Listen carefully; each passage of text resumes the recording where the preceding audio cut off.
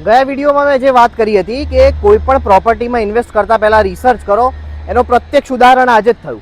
રેરાએ એક ready to move સ્કીમને Ashram road ઉપર ટાઉન હોલ પાસે સીલ કરી દીધી, રજા ચિઠ્ઠી રદ કરી. આ કેમ કર્યું રેરાએ? કે એ રૂલ્સ કોમ્પ્લાય નહોતા કરતા.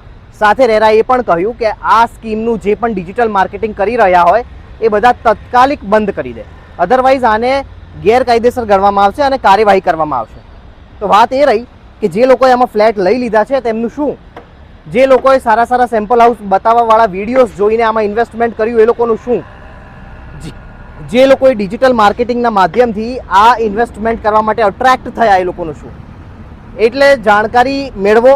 કોઈ પણ રિયલ એસ્ટેટ સ્કીમમાં, કોઈ પણ ઓન ગોઈંગ સ્કીમમાં ઇન્વેસ્ટ કરતાં પહેલાં 10 વાર વિચાર કરો. ઓન ફિલ્ડ જઈને રિસર્ચ કરો, સારા કન્સલ્ટન્ટને મળો, સારા વ્યક્તિને મળો, સર્વે કરો એરિયાનો, પેપર વર્ક જુઓ.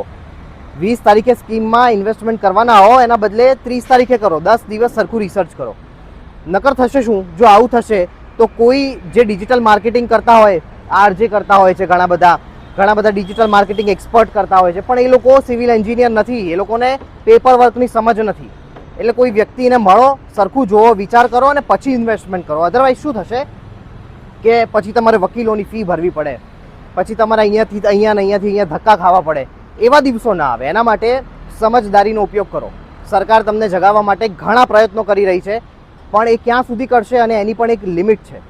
જાગૃત at the end of the day તમારે જ થવું પડશે. આ વિડીયો અવેરનેસ માટે છે, તમારા મિત્રોને શેર કરો.